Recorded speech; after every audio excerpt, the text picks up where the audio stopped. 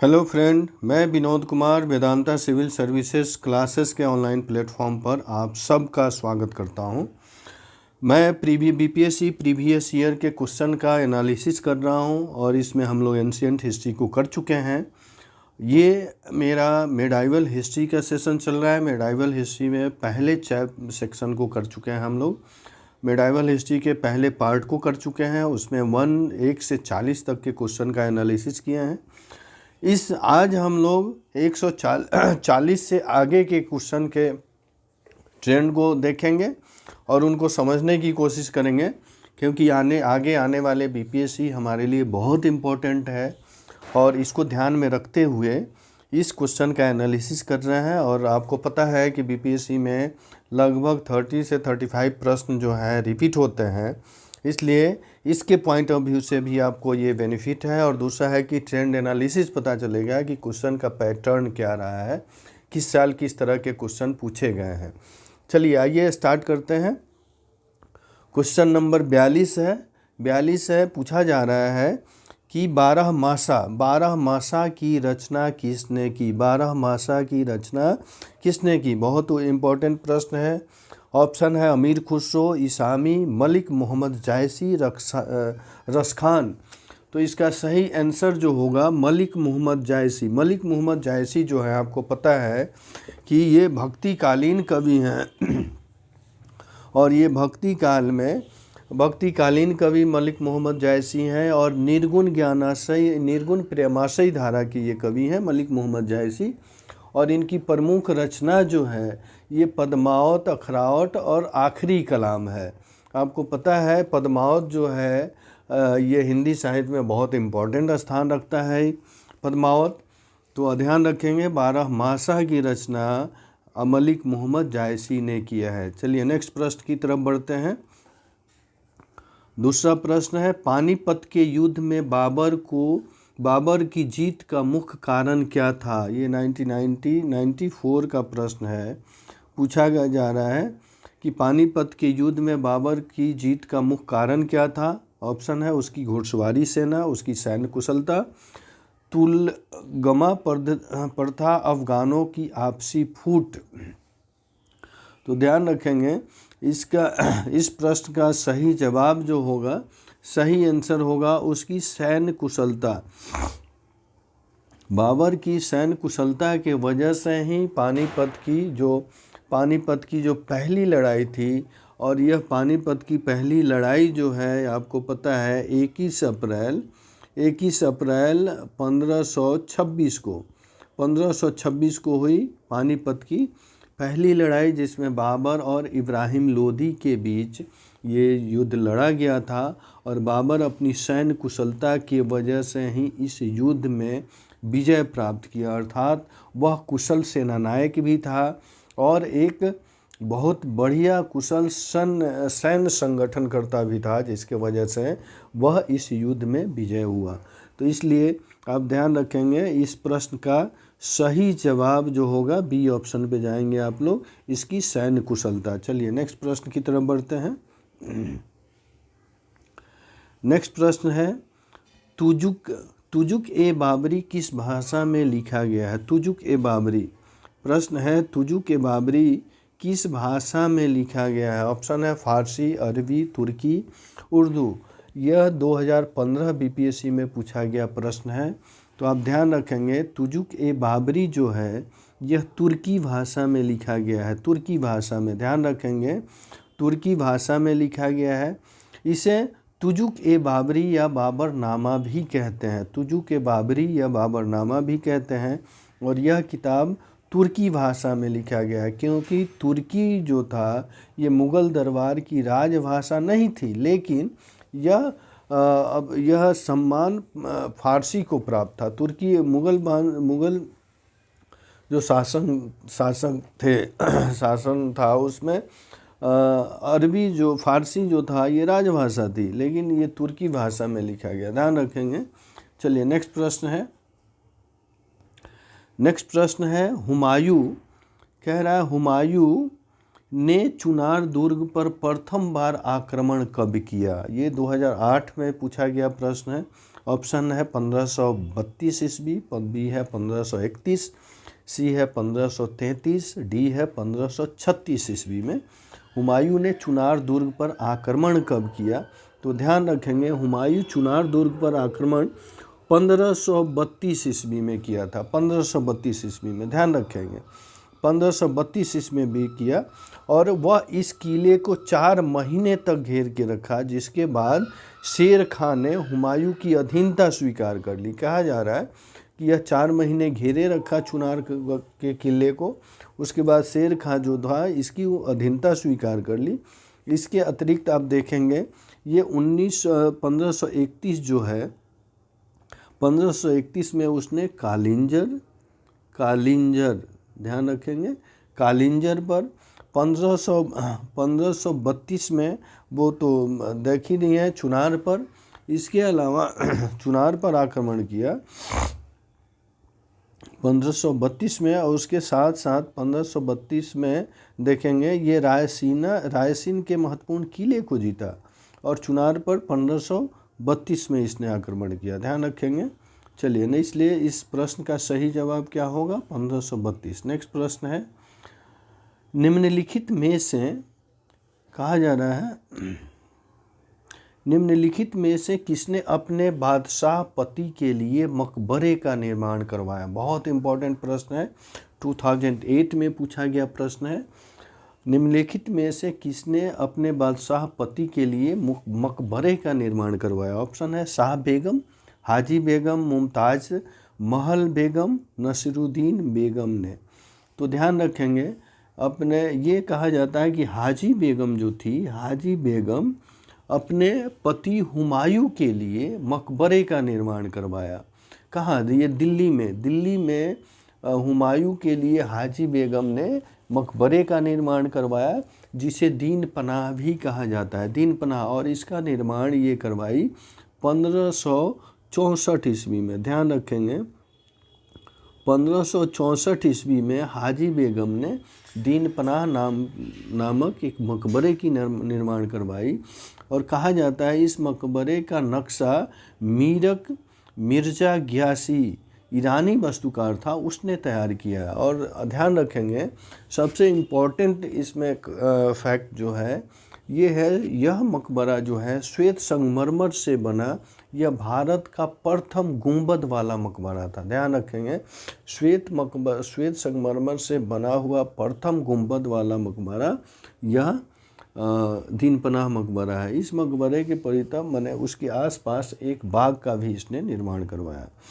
चलिए नेक्स्ट प्रश्न की तरफ बढ़ते हैं। नेक्स्ट प्रश्न है, हुमायूंनामा की रचना किसने की थी? हुमायूंनामा की रचना किसने की थी? ऑप्शन है बाबर, हुमायूं, गुलबदन बेगम, जहांगीर। तो आपको पता है हुमायूंनामा की रचना गुलबदन बेगम ने की। हुमायूंनामा की रचना जो फारसी भाषा में है, ये हुमायूंनामा जो है ये फारसी भाषा में लिखा गया है।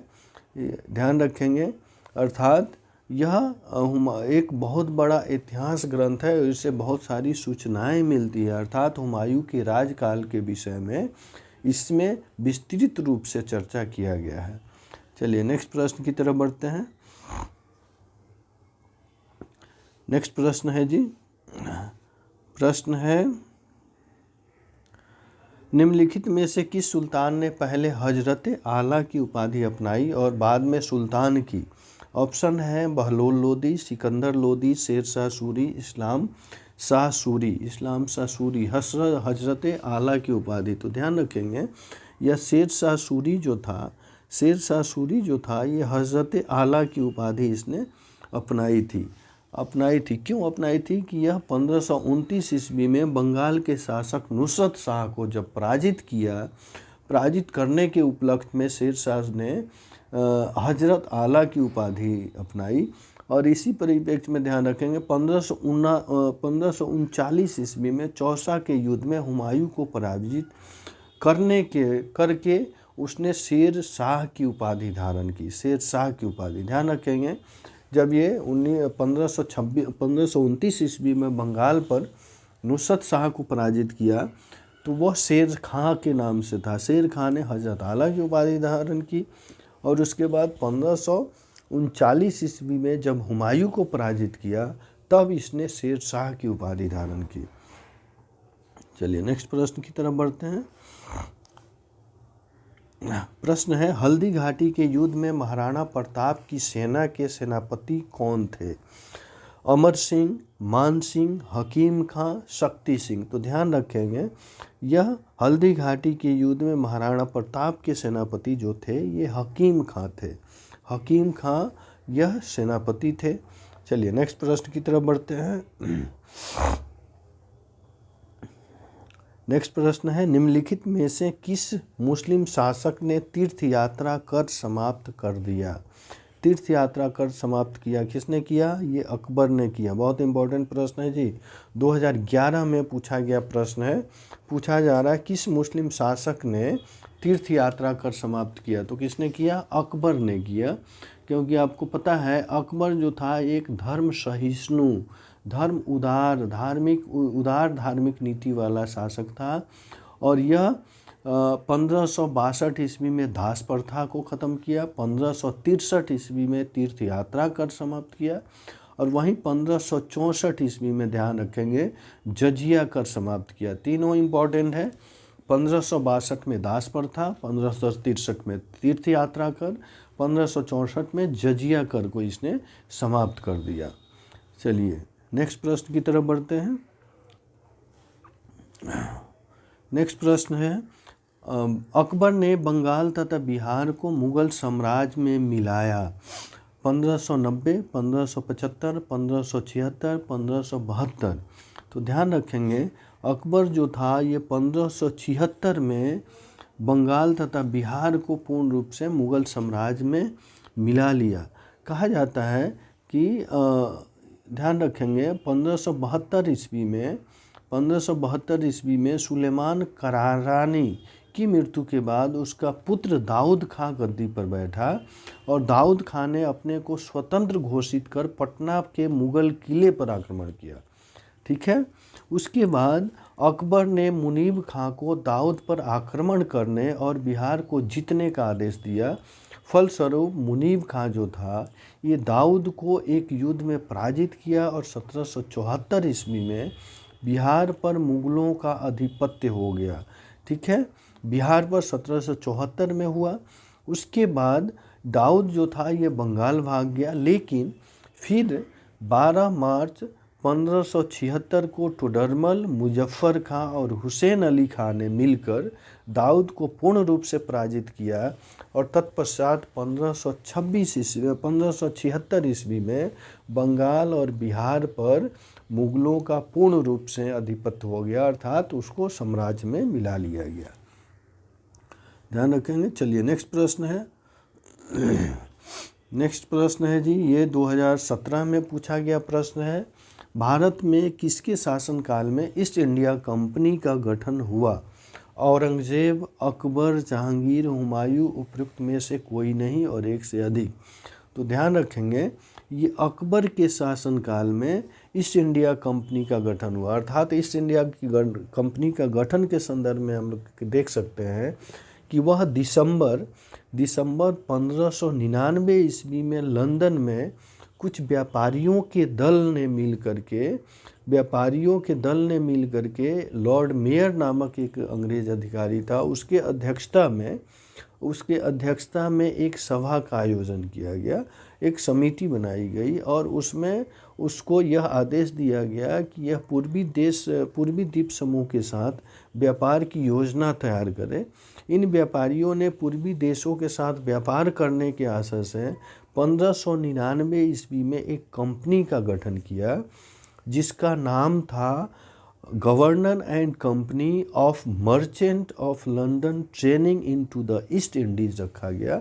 इसे ही जॉन कंपनी भी न कहा जाता था। इसी दौरान भारत का बादशाह जब वहाँ ईस्ट इंडिया कंपनी की स्थापना हो रही थी, उस समय भारत का बादशाह जो था ये अकबर था, अर्थात 1556 से अकबर का समय देखते हैं तो यह 1500 आपको पता है 1556 से 1556 से ये 1605 का होता है, ठीक है, 1605 का ध्यान रखेंगे। चलिए नेक्स्ट प्रश्न की तरफ बढ़ते हैं।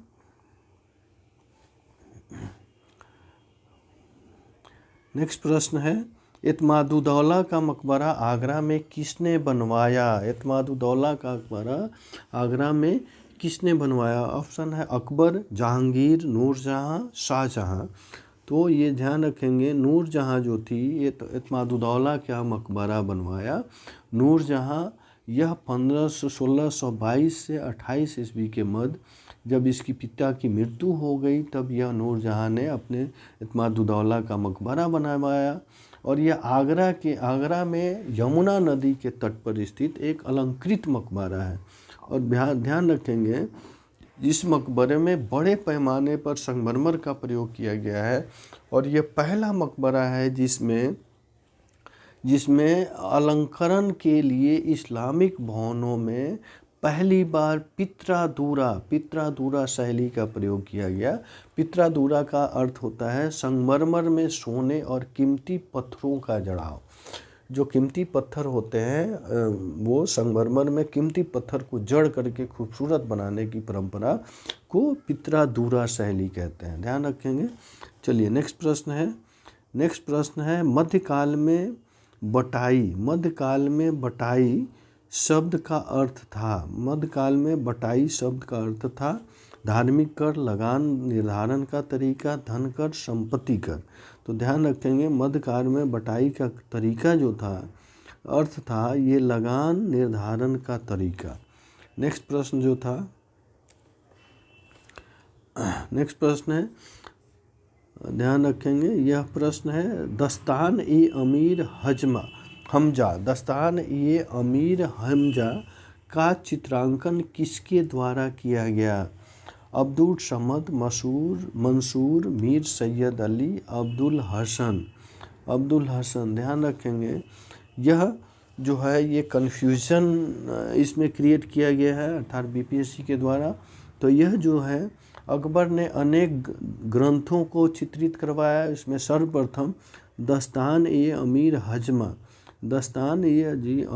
हजमा था। यह हुमायूं के काल में चित्रित होना आरंभ हुआ और अकबर के शासनकाल में पूर्ण हुआ। ध्यान रखेंगे, बदायूं और शाह नवाज खान के अनुसार इसे तैयार करने में लगभग 15 वर्ष लगे थे और पहले सैयद अली और बाद में अब्दुल समद की देखरेख में प्रायः 50 चित्रकारों ने मिल करके इसको तैयार कराया, ठीक है। तो अब्दुल समद और पहले कौन थे? सैयद अली।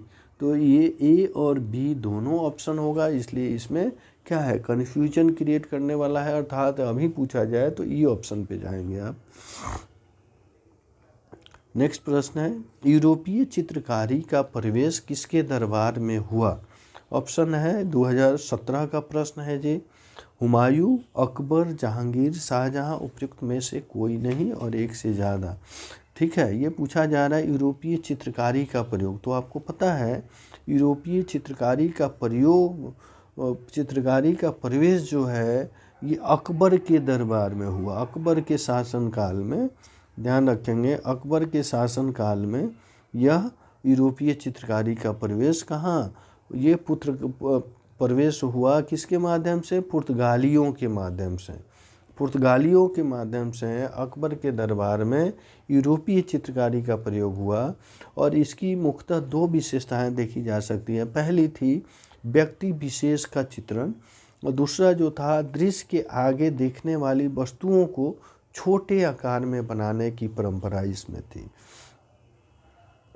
चलिए नेक्स्ट प्रश्न है, दशवंत बसावन प्रसिद्ध चित्रकार मुगल सम्राट के राज दरबारी थे। और ये ध्यान रखेंगे, ये 2016 का प्रश्न है। ऑप्शन है अकबर, जहांगीर, शाहजहां, औरंगजेब, उपयुक्त में से कोई नहीं और एक से अधिक।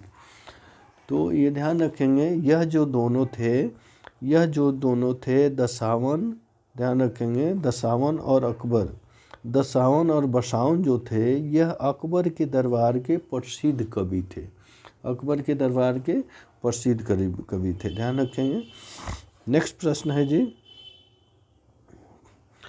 जाब्ती प्रणाली किसकी उपज थी? जाब्ती प्रणाली जो थी यह किसकी उपज थी? ध्यान रखेंगे, ऑप्शन है गियासुद्दीन तुगलक, सिकंदर लोदी, शेरशाह, अकबर।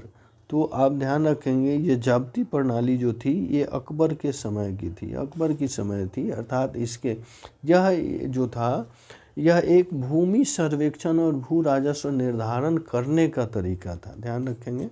चलिए नेक्स्ट प्रश्न है, नेक्स्ट प्रश्न की तरफ बढ़ते हैं। यह कथन किसका है?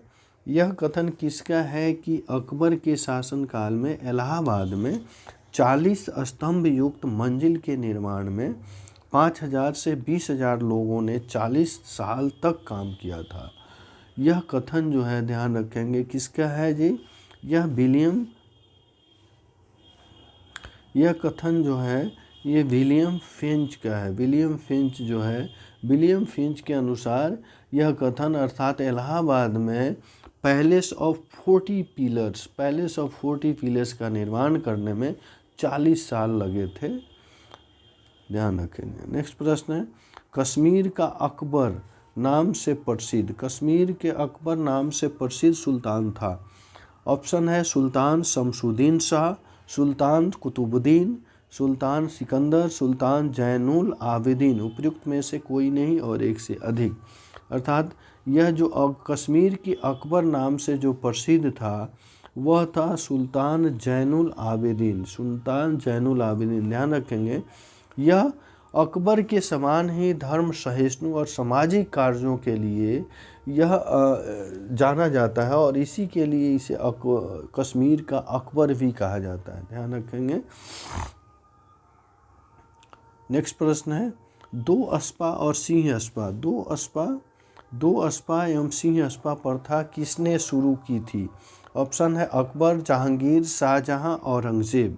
तो ध्यान रखेंगे यह प्रथा जो था ये जहांगीर के शासन में शुरू हुआ, जहांगीर के शासन में शुरू हुआ और इसके अंतर्गत ये जो था दो अस्पा जो था इसमें मनसबदारों को अपने सवार पद से दोगुने घोड़े रखने पड़ते थे और वहीं सिंह अस्पा में मनसबदारों को अपने सवार पद से 3 गुने घोड़े रखने पड़ते थे। ध्यान रखेंगे। चलिए नेक्स्ट प्रश्न है, ईरान के शाह और मुग़ल शासक के बीच झगड़े का जड़ क्या था? झगड़े का जड़ क्या था? ईरान शासक और मुग़लों के बीच जो झगड़े का जड़ था यह कंधार था, कंधार था। क्योंकि आपको पता है कंधार जो था यह मुग़ल साम्राज्य जो मुग़ल शासक जो थे कंधार को अपने हाथों से निकलना नहीं देना चाहते थे, अर्थात अपने कब्जा में रखना चाहते थे। वहीं ईरानी शासक जो था यह अपने प्रतिष्ठा को इस अधीनता को प्रतिष्ठा का विषय बना लिया। इसलिए दोनों यानी देखा जाए तो दोनों में साम्राज्यवादी योजना को कार्यान्वित करने की योजना थी, यानी परंपरा थी, मंशा थी। इसलिए ये हमेशा झगड़ते रहते थे कंधार के लिए। नेक्स्ट प्रश्न है, दिल्ली के लाल किले का निर्माण करवाया था अकबर, नूरजहां, जहांगीर, शाहजहां? तो ध्यान रखेंगे यह दिल्ली के लाल किले का निर्माण जो था ये शाहजहां ने करवाया था। आप ध्यान रखेंगे ये अकबर के फतेहपुर सीकरी के तरह ही शाहजहां ने दिल्ली में शाहजहानाबाद नामक एक नगर की स्थापना करवाई।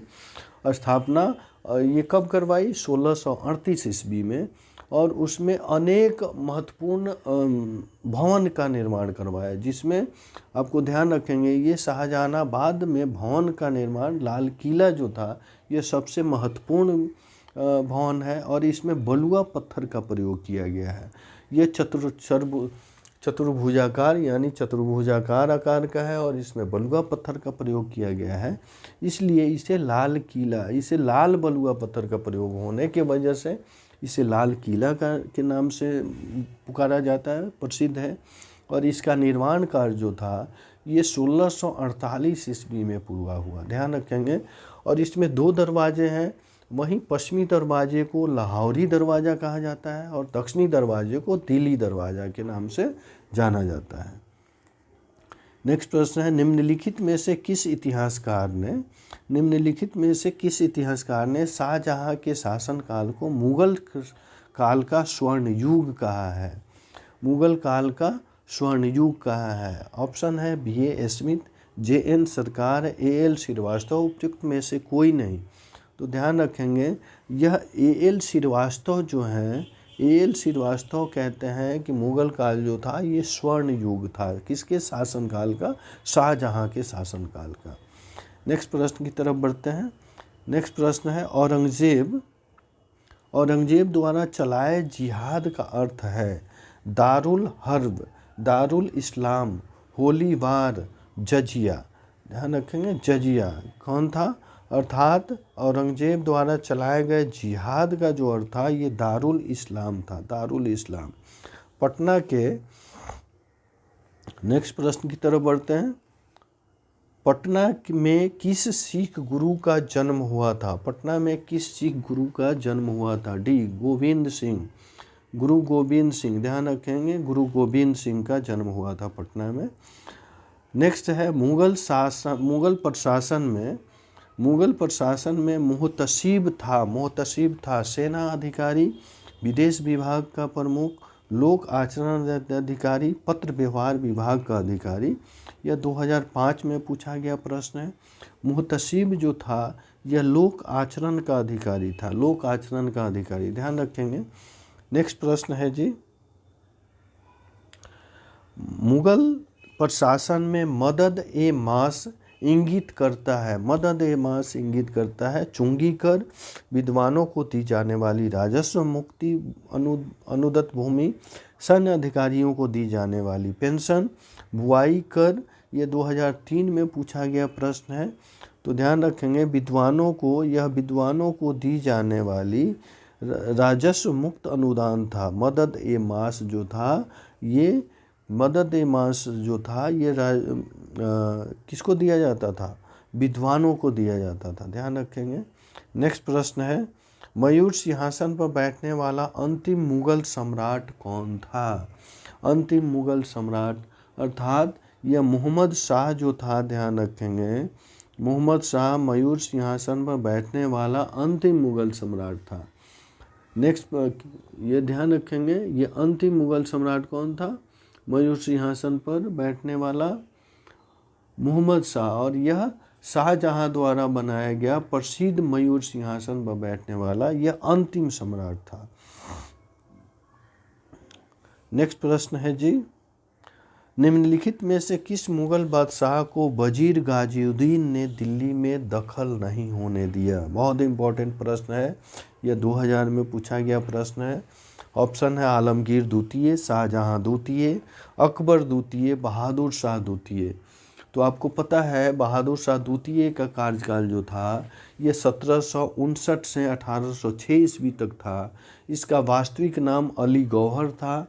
अपने पिता आलमगीर द्वितीय की मृत्यु के समय वह बिहार में था।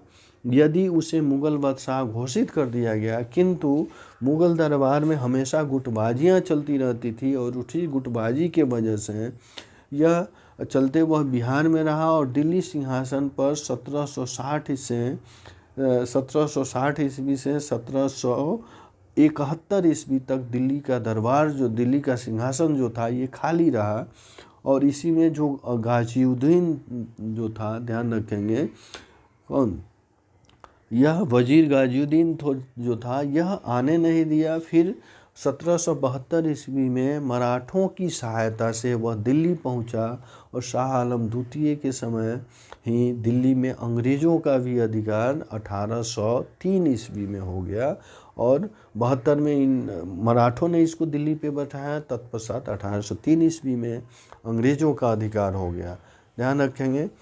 चलिए, ये सारे प्रश्न इतना जो हम लोग डिस्कस किए हैं ये सारे बीपीएससी में पूछे गए प्रश्न हैं, बहुत इम्पोर्टेंट प्रश्न हैं। मैं आशा करता हूं कि इस प्रश्न से आपको काफ़ी बेनिफिट होगा और आपको तैयारी में सुविधा मिलेगी और आपकी तैयारी जो है और आसान हो जाएगी। तो फिर हम लोग नेक्स्ट वीडियो में आधुनिक भारत के इतिहास के साथ जुड़ेंगे। मैं आपसे एक गुजारिश करूंगा कि आप इस चैनल को लाइक, शेयर और सब्सक्राइब ज़रूर करें। सब्सक्राइब के साथ साथ बेल आइकन को ज़रूर दबाएं ताकि कोई भी वीडियो मैं डालूं, कोई भी नोटिफिकेशन डालूं, ये सबसे पहले आपके पास पहुंचे और आप इससे लाभान्वित हो। चलिए मिलते हैं नेक्स्ट वीडियो में, तब तक के लिए धन्यवाद।